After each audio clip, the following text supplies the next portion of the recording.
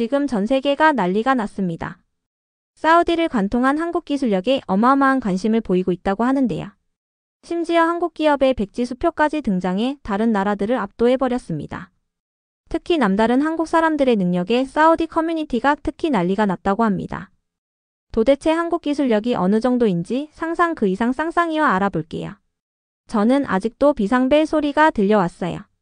자정마다 병원의 고요를 깨트리며 마치 갑작스러운 폭풍처럼 울려 퍼졌어요. 그 소리가 들릴 때마다 제 심장은 철렁 뛰었어요. 저는 코트를 집어들고 구급차 차고로 달려갔어요. 부츠가 바닥을 콩콩 울렸어요. 밖에서 깜박이는 빨간 불빛은 어둠 속의 경고 눈빛 같았어요. 운전석에 미끄러지듯 올라앉았어요. 사이렌이 울려 퍼지자 바깥 풍경은 빗줄기가 된 가로등으로 흐려졌어요. 사랑하는 사람이 위험에 처했을지도 모른다고 느낄 때 가슴이 조여들었던 적이 있으셨어요? 바로 지금 제 기분이 그랬어요. 저는 온통 무슨 일이 일어난 건지, 동생 라비브는 괜찮은지 생각이 머릿속을 맴돌았어요. 리야드 도시는 별빛 가득한 하늘 아래 잠들어 있었어요. 하지만 사막의 바람은 잠들지 않았어요. 모래를 길 위로 쓸어내며 새 지하철 터널 주변의 크레인을 흔들었어요. 저는 교과서에서 공부했던 매끈한 터널을 떠올렸어요. 산속에 둥글게 뚫린 완벽한 원형 터널이었어요. 하지만 이 터널은 사막 아래 더 깊고 더 어려운 조건에서 지어졌어요. 제가 라비브에게 의사가 되겠다는 계획을 처음 말했던 날이 생각났어요. 그때 라비브는 8살이었어요. 노트에 기계를 그리며 있던 모습이 눈에 선했어요. 타미르, 당신은 사람들의 생명을 구할 거예요 라고 말했어요. 눈이 반짝이면서 말했어요. 제가 응급의사가 되고 싶다고 했을 때 그는 벌떡 일어나 저를 안았어요. 저는 언제나 사람들을 지켜주겠다고 약속했어요. 저희 부모님은 제가 14살, 라비브가 12살이었을 때 교통사고로 돌아가셨어요. 그 기억은 깨진 거울 같았어요. 날카롭고 선명했어요. 그 후로 저희는 서로밖에 없었어요. 저는 혼란 속에서도 침착해지는 법을 배웠고, 라비브는 무너지지 않을 구조물을 만드는 법을 배웠어요. 저희는 공유된 고통 속에서 서로에게서 힘을 얻었어요. 저는 킹사우드 대학교에서 의학을 공부했어요. 긴 방과 끝없는 노트, 그리고 병원 복도에 가득한 소독약 냄새가 제 세계가 되었어요. 저는 출혈을 멈추는 법, 심장박동을 읽는 법, 어두운 순간에도 손을 떨리지 않게 만드는 법을 배웠어요. 하지만 저는 라비브의 꿈을 결코 잊지 않았어요. 라비브는 토목공학을 공부했어요. 그는 기계와 설계 도면을 사랑했어요. 리야드 메트로 프로젝트가 시작되자 그는 건설팀에 합류했어요. 그는 터널을 뚫는 최신 공법을 배우고 싶다고 말했어요. 한국 엔지니어들 이야기를 했어요. 그들은 거대한 기계를 이용해 바위 속을 버터 자르듯 뚫어낸다고 했어요. 저는 솔직히 회의적이었어요. 한국은 좋은 자동차와 휴대폰을 만들지만 이동하는 사막 모래 속 터널을 뚫을 수 있을까 궁금했어요. 저는 라비브에게 물었어요. 그들이 열과 모래 폭풍 지하수에 대응할 수 있을까요? 그가 웃으며 사진을 보여줬어요. 반짝이는 방패와 불빛을 단 거대한 터널 굴착기 사진이었어요. 타미르, 그들에게는 센서와 안전 시스템이 있어요 라고 말했어요. 그들은 알아서 잘 해낼 거예요. 지금 그 터널이 무너졌어요. 몇 분 전 신고가 들어왔어요. 새 노선의 한 구간이 무너져 작업자들이 지하에 갇혔다는 거였어요. 유럽 계약업체는 위험하다며 구조를 중단했다고 보고했어요. 제 맥박이 미친 듯이 뛰었어요. 라비브가 그 터널 안에 있었어요. 저희는 현장에 도착했어요. 투광등이 어둠을 가르며 빛을 쏘았어요. 땅바닥에는 거칠게 갈라진 구멍이 상처처럼 벌어져 있었어요. 주위에는 먼지와 부서진 콘크리트가 흩어져 있었어요. 작업자들은 두려움에 얼굴이 굳은 채 뒤로 물러서 있었어요. 저는 코트를 여미고 금속과 흙냄새, 그리고 땀과 걱정이 섞인 공기를 들이마셨어요. 저는 익숙한 헬멧을 찾으려고 인파 속을 살폈어요. 옆면에 작은 흠집이 있는 라비브의 흰 헬멧이었어요. 숨이 턱 막혔어요. 저는 먼지 속으로 그의 이름을 불렀어요. 목소리가 차가운 공기 속에서 울려 퍼졌어요. 라비브, 어디 있어요? 제 가슴이 아팠어요.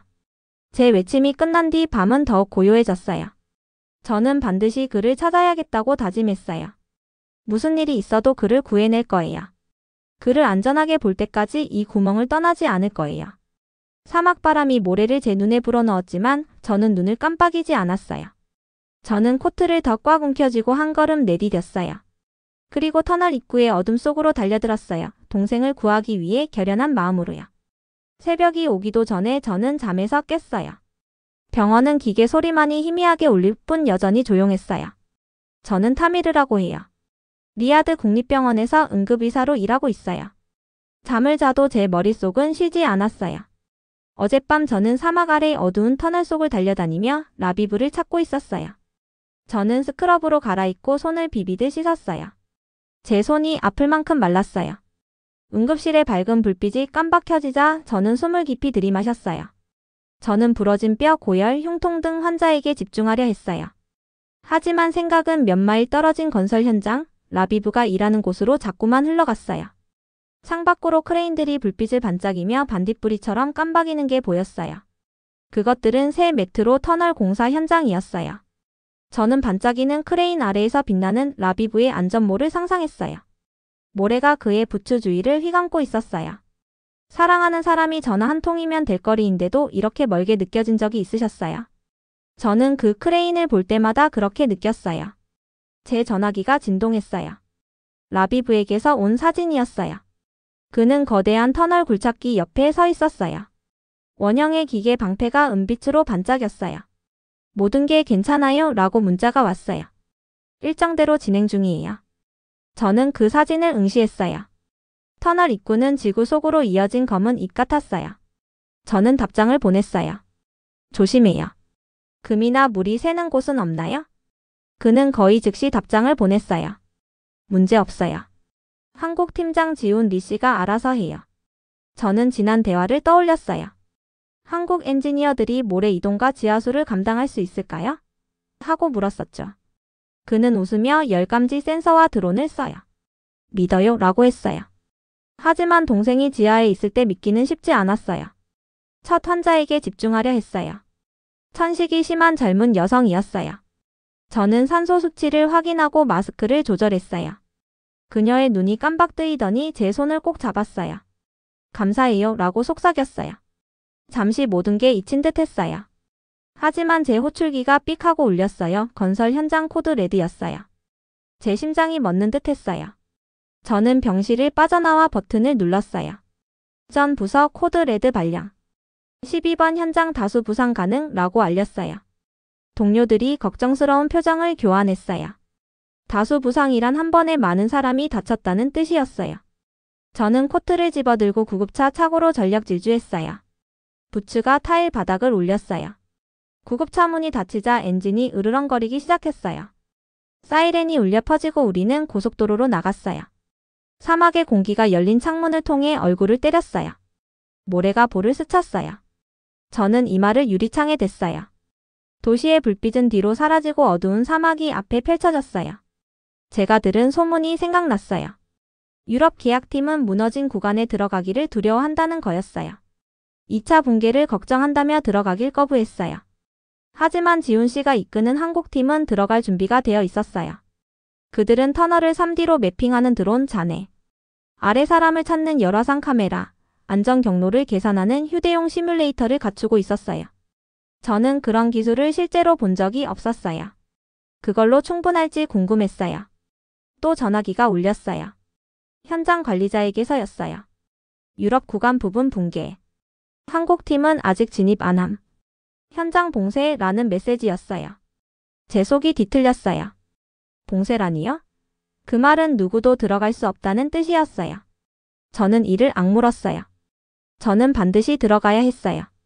현장에 도착했어요. 밝은 조명들이 어둠을 가르고 있었어요. 거칠게 벌어진 구멍이 부서진 치아처럼 벌어져 있었어요. 먼지가 공기 중에 떠다녔어요. 작업자들은 창백한 얼굴로 떨고 있었어요. 저는 구급차에서 뛰어내렸어요. 여기 다친 사람 있어요? 라고 어둠 속에 외쳤어요. 대답은 없었어요. 저는 자갈 위를 부츠로 밟으며 다가갔어요. 그러다 보았어요. 모래와 콘크리트에 반쯤 묻힌 라비브의 안전모를요. 제 심장은 터질 것처럼 뛰었어요. 저는 무릎을 꿇고 헬멧을 집어들었어요. 손가락이 떨렸어요. 헬멧을 꼭 끌어안고 눈을 감았어요. 라비브 하고 속삭였어요. 어디 있어요? 제 목소리가 차가운 밤 공기 속에서 메아리쳤어요. 그때 전화가 울렸어요. 라비브였어요. 스피커폰으로 받았어요. 그의 목소리는 희미하고 떨렸어요. 타미르나 여기 움직일 수 없어. 그의 말에 가슴이 무너졌어요. 저는 통화를 꽉 붙잡고 말했어요. 정확히 어디예요? 하고 소리쳤어요. 정적이 흘렀어요. 그 다음 다른 목소리가 들렸어요. 작업자가 너무 위험해요. 구출 못해요. 라고 말했어요. 공포가 제 안을 파고들었어요. 저는 작업자들 사이를 헤치며 앞으로 나갔어요. 비켜요. 하고 소리쳤어요. 제 동생이에요. 갑자기 제 전화기에 새 메시지가 왔어요. 도와줘. 숨 못 쉬겠어. 엘. 저는 전화를 떨어뜨렸어요. 무릎이 땅에 부딪혔어요. 두 손으로 얼굴을 감싸쥐었어요. 입술에 모래 맛이 났어요. 저는 몸을 일으키고 터널 입구를 응시했어요. 어둠이 살아있는 것처럼 느껴졌어요. 기다리는 듯이. 제 가슴은 무거웠지만 머리는 맑았어요. 저는 기다리지 않을 거예요. 허가를 기다리지 않을 거예요. 저는 들어갈 거예요.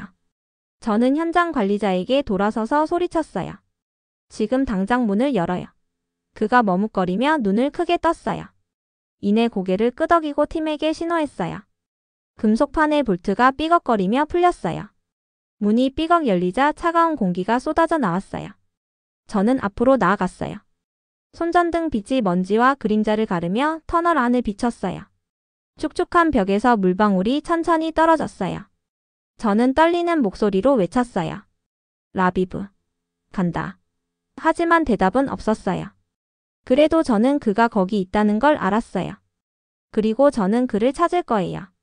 저는 손전등을 꼭 쥐었어요. 터널 공기는 먼지로 가득했어요. 부츠가 축축한 모래에 잠기듯 걸음을 옮겼어요. 비둘기가 축축한 벽을 따라 춤추었어요. 물방울이 느리게 눈물처럼 떨어졌어요. 제 심장은 귀에서 울릴 만큼 빠르게 뛰었어요. 라비브. 하고 외쳤어요. 제 목소리가 어둠 속에서 메아리 쳤어요. 대답은 없었어요. 가슴이 더 조여왔어요. 저는 깊게 숨을 들이마시고 형의 웃음소리와 자신감 넘치던 모습을 떠올렸어요. 저는 그를 반드시 찾을 거예요. 갑자기 잔해에 걸려 넘어졌어요. 콘크리트 조각과 뒤틀린 철근이 길을 막고 있었어요. 붕괴 당시의 충격음이 머릿속에 울렸어요. 멀리서 물소리가 우르르 들려왔어요. 심장이 미친 듯이 뛰었어요. 이 지점이 틀림없었어요. 저는 모래에 반쯤 묻힌 파란 장갑을 발견했어요. 숨이 멎는 줄 알았어요. 무릎을 꿇고 모래를 털어냈어요. 거기 있었어요. 부서진 헬멧 조각과 함께 라비브의 흰 헬멧이었어요. 손가락이 떨렸어요. 라비브 어디 있어요? 하고 속삭였어요. 목소리가 떨렸어요. 저는 빛을 잔해 아래로 비추었어요. 그때 보였어요. 비틀린 철근 아래 그의 부츠가 보였어요. 제 심장은 한순간 가라앉았다가 다시 뛰었어요. 그가 거기 있었어요. 저는 기어가듯 앞으로 나아갔어요. 지는 위에서 무릎이 미끄러졌어요. 저는 잔해에서 철근 조각을 집어들었어요. 힘껏 밀어 넣었어요. 금속이 삐걱거리며 조금씩 들렸어요. 라비브가 약하게 신음을 흘렸어요. 타미르하고 가냘프게 불렀어요. 버텨요. 하고 소리쳤어요. 저는 모든 힘을 쏟아부어 철근을 밀었어요. 빔이 조금 더 올라갔어요. 저는 그를 잡아당겨 품에 안았어요. 그는 기침을 하며 먼지와 물을 뱉었어요. 저는 그를 제 품에 꼭 안았어요. 숨 쉬어요 하고 등을 두드렸어요. 그는 기침하며 기도를 정리했어요. 눈을 떴어요. 여기 있어요 하고 속삭였어요. 제가 있어요. 그때 땅이 울렸어요. 깊은 우르릉 소리가 터널을 가득 채웠어요. 제 심장은 목구멍으로 뛰어들 것 같았어요. 더 많은 잔해가 뒤에서 떨어지고 있었어요. 저는 돌아봤어요. 2차 붕괴가 곧 올 것 같았어요. 빨리 움직여요. 하고 소리쳤어요. 반쯤 끌다시피 그를 터널 입구 쪽으로 옮겼어요. 걸음마다 진흙을 헤치며 나아갔어요. 먼지가 입속으로 들어왔어요. 폐가 타는 듯 했지만 멈추지 않았어요. 우리는 어둠을 뚫고 밖으로 나왔어요. 시원한 사막 방공기가 얼굴을 때렸어요. 저는 비틀거리며 그를 부드럽게 내려놓았어요. 그는 제 어깨에 기대어 숨을 몰아쉬었어요. 저는 뒤를 돌아봤어요. 터널 입구는 먼지 구름으로 가려져 있었어요. 바위 조각들이 비처럼 쏟아지고 있었어요. 작업자들은 노란 조끼를 입고 얼어붙은 듯 서 있었어요. 유럽 계약팀은 안전 울타리 뒤에 모여 있었어요. 그들의 리더가 고개를 저으며 위험해요. 더는 못 들어가요. 라고 외쳤어요. 제 피가 끓어올랐어요. 제 동생이에요. 하고 소리쳤지만 그들은 한 발도 움직이지 않았어요. 그들의 눈은 제 눈을 피해 돌아섰어요. 저는 라비브 곁에 무릎을 꿇고 그의 호흡을 확인했어요. 그는 기침하며 고개를 끄덕였어요. 괜찮아요? 라고 속삭였어요. 저는 두려움을 억누르며 억지로 미소를 지었어요. 도움이 올 거예요. 라고 약속했어요. 제가 어떻게든 알 수 없었지만 그렇게 말했어요. 저는 코트로 그를 감싸 안았어요. 그는 떨고 있었어요. 저는 그를 꼭 안았어요. 깨어 있어요 하고 말했어요. 이야기해줘요. 그는 눈을 반쯤 감은 채 고개를 끄덕였어요. 기억나요? 어릴 적 내가 낙타에게서 구해줬을 때 하고 말했어요. 저는 눈물이 맺혔지만 웃었어요. 응. 내가 괴물인 줄 알았지? 라고 말했어요. 그는 희미하게 웃었어요. 너 참 용감했어. 너를 위해서라면 항상 용감할게 라고 약속했어요. 저희는 사막 별빛 아래 모래 위에 앉아 있었어요. 세상은 멀리 있었어요. 부서진 바위와 두려움이 우리를 가로막고 있었어요. 제 가슴은 밤의 고요 속에서 두근거렸어요. 저는 이 말을 라비브에게 대고 속삭였어요. 절대 널 두고 가지 않을게 하고 말했어요. 포기하지 않을게. 하지만 터널은 조용했어요. 입구는 잔해로 봉인되어 있었어요. 사막 바람이 불빛을 흔들었어요. 저는 눈을 감고 기도했어요. 누군가 올까요? 이 밤을 견딜 수 있을까요? 저는 모래주머니 벽에 등을 기대고 라비브를 꼭 안고 있었어요. 그의 호흡은 얕고 불안했어요. 밤 공기는 시원했지만 제 안은 두려움과 희망으로 뜨겁게 끓었어요. 우리는 잔해로 봉인된 터널 입구 앞에서 기다리고 있었어요. 침묵은 무거웠고 발전기 소리와 물방울 떨어지는 소리만이 깔려 있었어요. 갑자기 머리 위에서 낮은 윙윙거리는 소리가 들렸어요. 고개를 들어보니 작은 드론이 붉은 불빛과 파란 불빛을 깜박이며 날고 있었어요. 그리고 또 하나 또 하나. 그것들이 터널 입구를 반딧불이처럼 맴돌았어요. 제 심장은 두근거렸어요. 저는 구호 드론을 본 적이 없었어요. 첫 번째 드론이 레이저 그리드를 흙더미에 쏘며 모든 돌과 철근을 매핑했어요. 이어서 스피커에서 목소리가 흘러나왔어요. 뒤로 물러서세요. 저희는 한국 구조팀입니다. 먼지 구름 속에서 사람들이 모습을 드러냈어요. 그들은 SMC라는 글자가 새겨진 어두운 유니폼을 입고 있었어요. 삼성물산이었어요. 앞장선 남자가 헬멧 바이저를 들어 올렸어요. 저는 지훈 리입니다 하고 말했어요. 이 팀을 이끌고 있어요. 열화상 드론으로 잔해 아래 열원을 정확히 찾아낼 겁니다. 그 뒤로 한 여성이 휴대용 컴퓨터를 내려놓고 빠르게 타자를 쳤어요. 저는 박민지예요 라고 웃으며 말했어요. 의료 지원을 담당합니다. 또 다른 젊은 여성이 태블릿을 확인하며 저는 김수진입니다. 라고 덧붙였어요. 3D 터널 모델과 센서를 관리하고 있어요.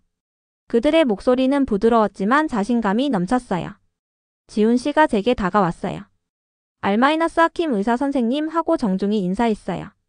열화상 드론이 잔해 아래 열원 지점을 찾았습니다. 그는 머리 위 드론을 가리켰어요. 민지 씨가 의료 장비를 준비할 겁니다. 수진 씨가 시뮬레이터로 진입 경로를 안내할 거예요. 그는 팀원들에게 신호했어요. 시작합시다. 저는 감탄하며 지켜봤어요. 수진 씨가 태블릿을 탭하자 3D 모델이 나타났어요. 붉은색으로 표시된 붕괴 구간 위로 녹색 안전 경로가 그려졌어요. 이곳을 정리할 겁니다. 라고 설명했어요. 태블릿을 제게 건네주었어요. 저는 녹색 선을 따라 손가락으로 짚어보았어요. 어둠 속으로 이어졌다가 입구로 돌아오는 경로였어요. 이해가 갔어요. 지훈 씨가 2명의 팀원을 지시해 커다란 빈 밑에 유압 스프레더를 설치하게 했어요. 도구가 씩씩 소리를 내며 금속을 천천히 들어 올렸어요. 저는 숨을 죽였어요. 빔이 삐걱거리며 조금씩 들렸어요. 먼지가 비처럼 떨어졌어요. 제가 한 발 물러서자 그 사이로 사람이 기어갈 수 있는 공간이 생겼어요. 민지 씨가 라비브 옆에 무릎을 꿇고 진찰했어요. 안정적이지만 약해요 라고 말했어요. 조심히 이동해야 해요. 그녀는 제게 산소 마스크를 건네주었어요. 저는 라비브 얼굴에 마스크를 조심스레 씌웠어요. 그의 눈이 깜박였어요. 그는 제 손을 꽉 잡았어요. 무서워요 라고 속삭였어요. 저는 그의 손을 꼭 잡고 제가 있어요 라고 말했어요. 지훈 씨가 라디오에 대고 말했어요. 진입 준비 완료. 경로 정리 시작. 팀원들이 곡괭이와 새지렛대로 작은 돌들을 치우기 시작했어요. 드론이 근처에서 빛을 쏘며 생중계 영상을 태블릿에 보내줬어요. 저는 작은 화면으로 흐릿한 터널을 보았어요. 안전 지점의 빛이 반짝였어요. 뒤에서 콘크리트 조각이 떨어지는 소리가 울렸어요. 저는 돌아봤어요. 먼지가 피어올랐지만 아무도 당황하지 않았어요. 지훈 씨가 손을 들어 보였어요. 침착하세요. 경로는 안전합니다. 그의 차분한 목소리가 저를 안정시켰어요. 저는 고개를 끄덕였어요.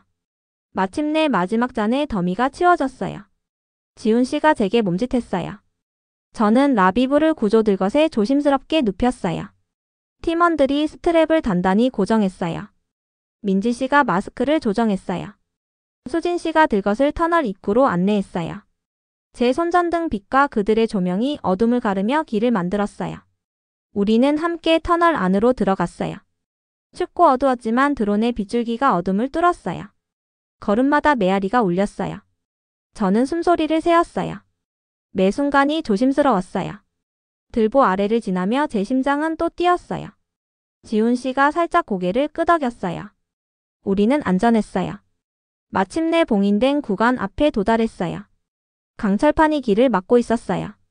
수진 씨가 태블릿에 좌표를 입력했어요. 이 판은 볼트가 느슨해요 라고 말했어요. 두 명이 전동 렌치를 들고 볼트를 풀었어요. 판이 삐걱 미끄러지듯 열렸어요. 어둠이 드러났어요. 지훈 씨가 터널 안으로 들어가 빛을 비추었어요. 안전합니다 라고 외쳤어요. 그는 손짓으로 저희를 불렀어요.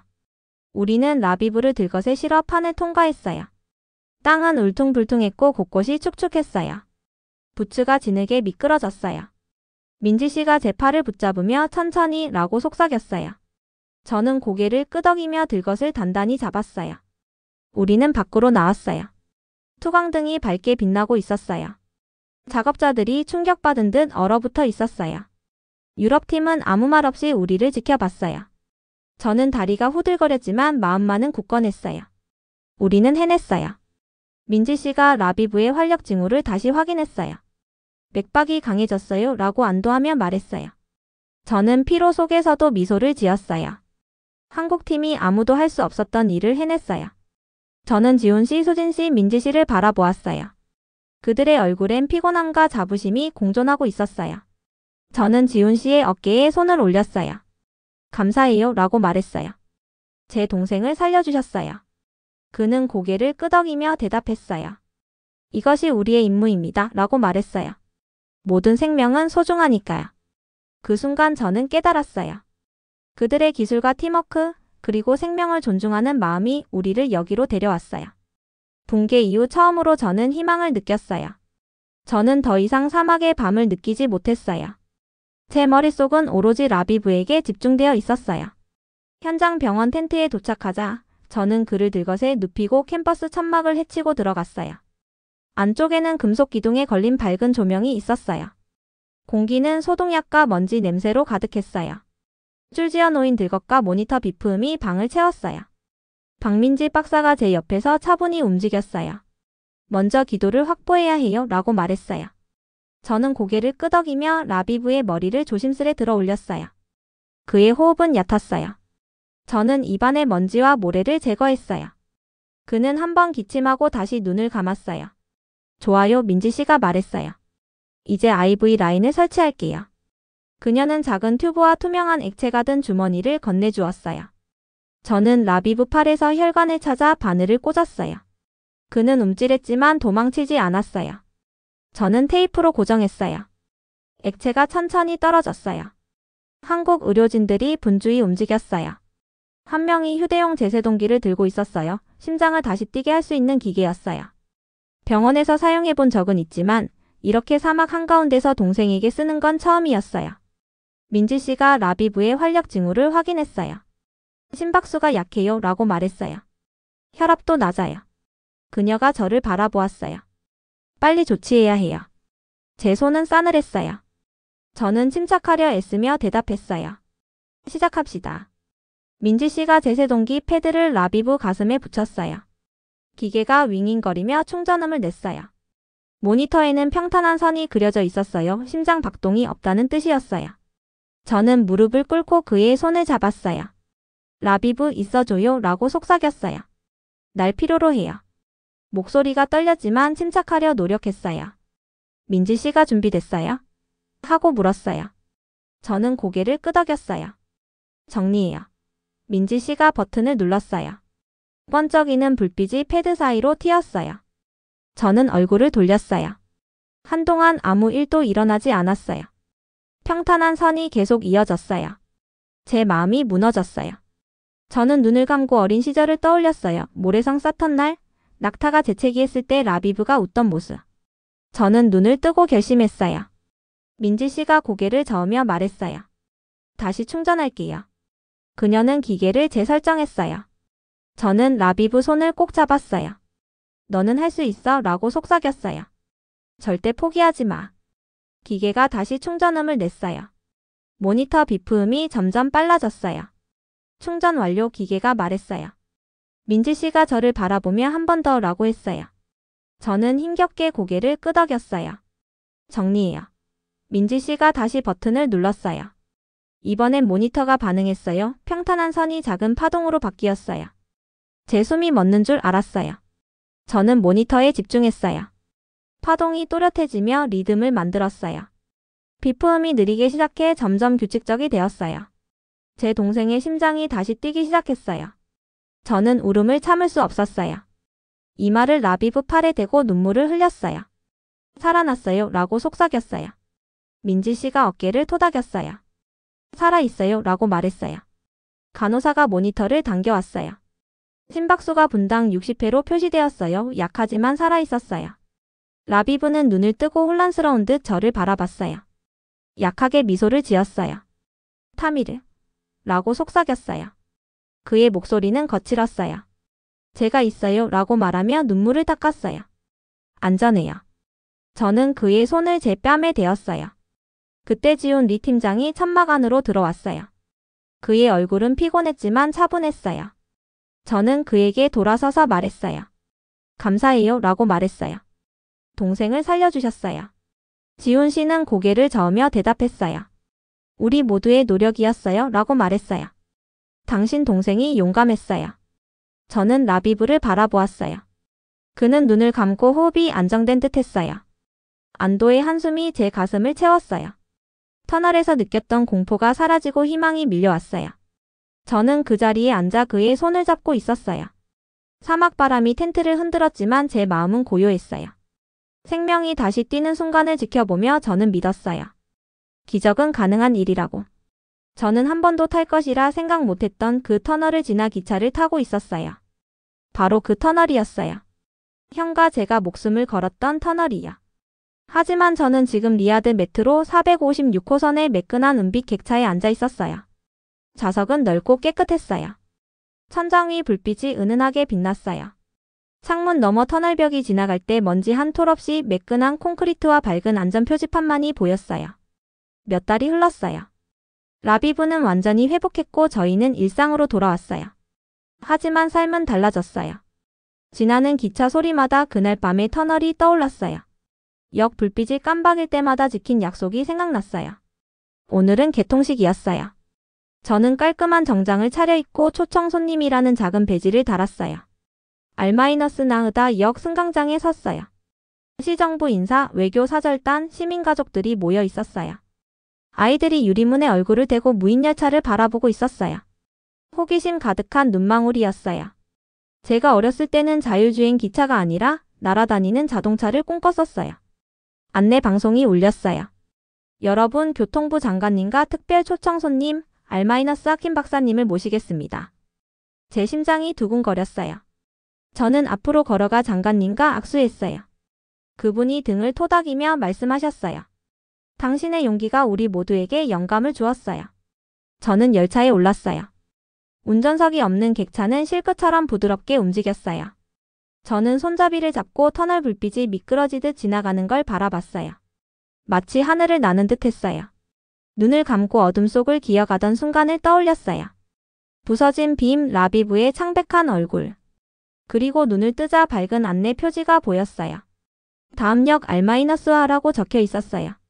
열차가 정차하자 저는 내렸어요. 승강장에는 빨간 리본이 걸려 있었어요.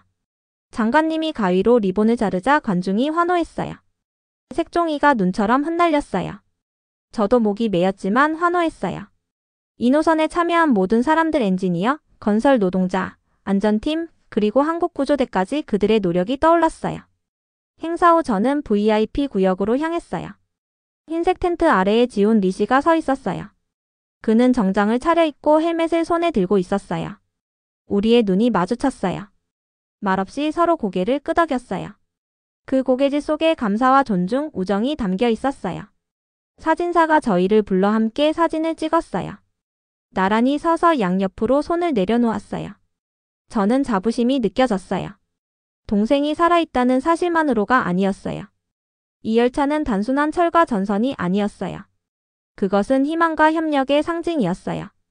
그날 오후 저는 사우디-한국 응급협력 워크숍에서 연설했어요. 젊은 의사, 엔지니어, 학생들이 가득 찬 강연장이었어요. 저는 연단에 서서 손을 얹었어요. 열정적인 눈빛들이 저를 바라봤어요. 3달 전만 해도 하고 말문을 열었어요. 저희는 비극이 될 뻔한 재난을 마주했어요. 저와 동생은 터널 붕괴에 갇혔어요.